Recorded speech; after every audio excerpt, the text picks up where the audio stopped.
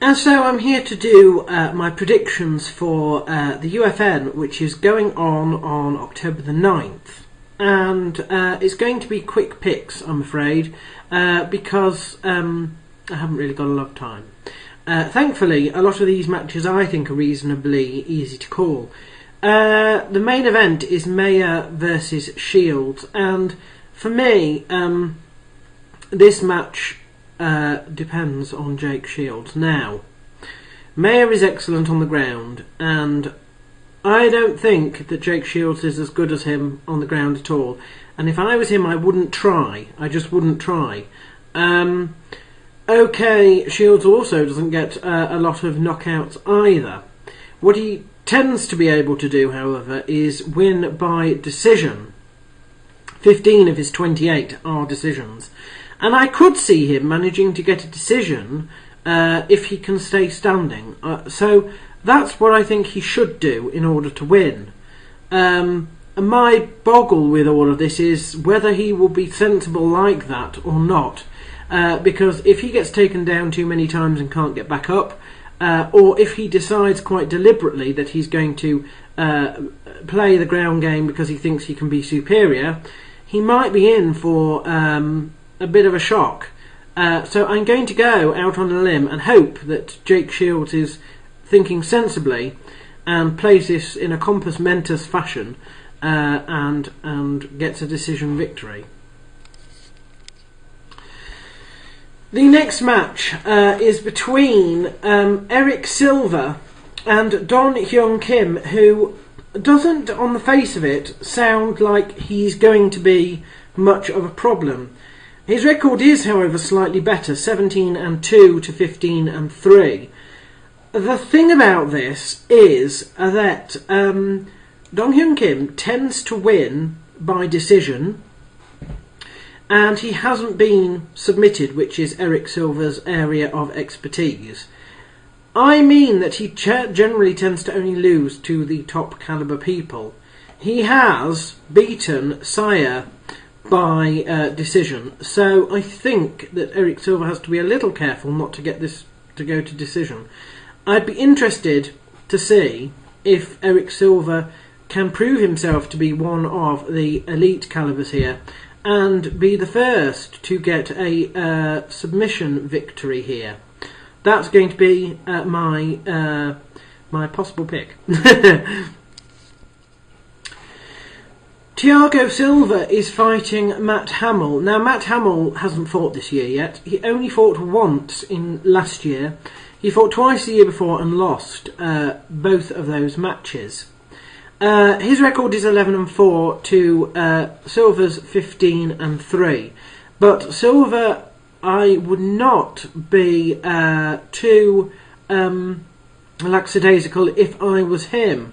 Loss, win, loss, no contest, loss, no contest, win is his past record for the last couple of years. He sort of has to win this one, I think, to be on solid ground in the future. And I think he'll be able to do that. I'm going to go for a TKO in the second victory for him there. Both Fabio Maldonado and Joey Beltran are, I think, on a bit of thin ice if the UFC are still talking about cutting fighters. Maldonado is just recovering from a 3-fight loss streak that ended last year. He's won a decision since then. 19-6 is his record. 14-8 for Joey Beltran, who isn't doing much better. He tends to have 2 losses for every 1 win recently, and he's just come off a no contest. Do you know, I hope that he wins this one. They're both stand-up strikers, so I think I'm going to go for a TKO in the second there. Striker versus Groundsman is the next fight. Rosimar Palhares, who has a much better record, who doesn't have quite as good a record, 14-5. Mike Pierce, 17-5.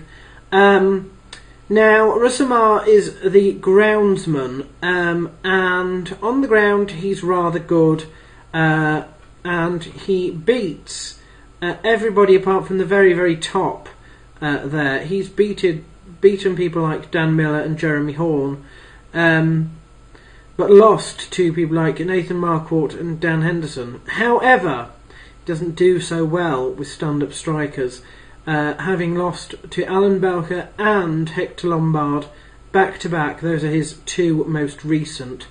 Mike Pearce, on the other hand, is on a roll at the moment. I think he's on a 4 or maybe 5 fight win streak, where at least 2 of those are finishes. But it's an interesting step up for both of them, I think. I think Mike Pearce might win this one, but I'm not really sure how. I think he might get a decision victory here. Now, why they've made this fight is beyond me, to be totally honest. This is TJ Dillashaw fighting Rafael Assuncao. Rafael has a record 20-4. Dillashaw has a record 8-1. So the reason that he's put against Rafael is because he's only, got 1 loss, so he's doing quite well. He does have a 4-fight win streak, but mediocre people at best.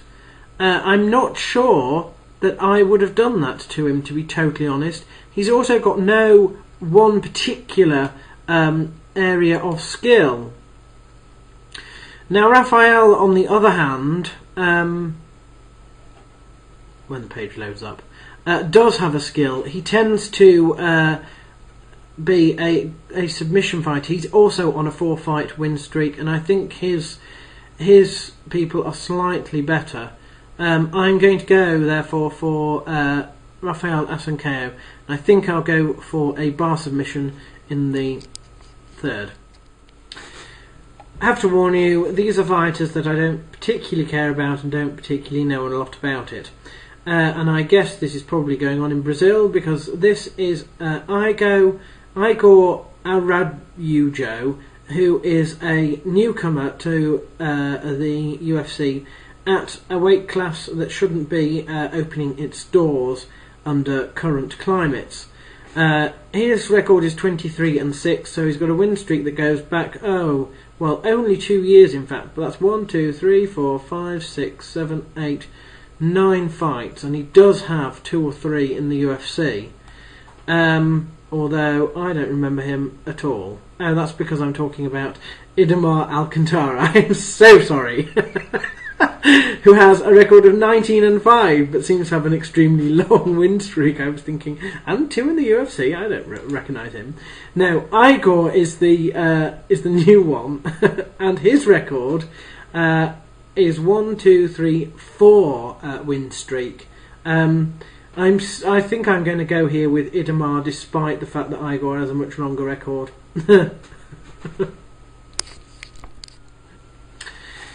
I think the UFC are playing an interesting game here, because Jan Cabral is fighting David Mitchell. David Mitchell has a record of 12-3, and he's a ground specialist. But his record recently is win, loss, loss, win, loss. And I do think they are probably trying to get rid of him here. Jan Cabral has a perfect record of 10. You might like to know that all those 10 are submissions. And they're usually either arm triangles or arm bars. I mean, they're looking back at his record, I don't know any of the names, and I'm not even really well clued up with any of the names of the promoters either. With one exception, his last fight, which was a submission win over Sakuraba, can you believe it? Which may add legitimacy or may not. It was also the fall of 2011, and of course it's now 2013.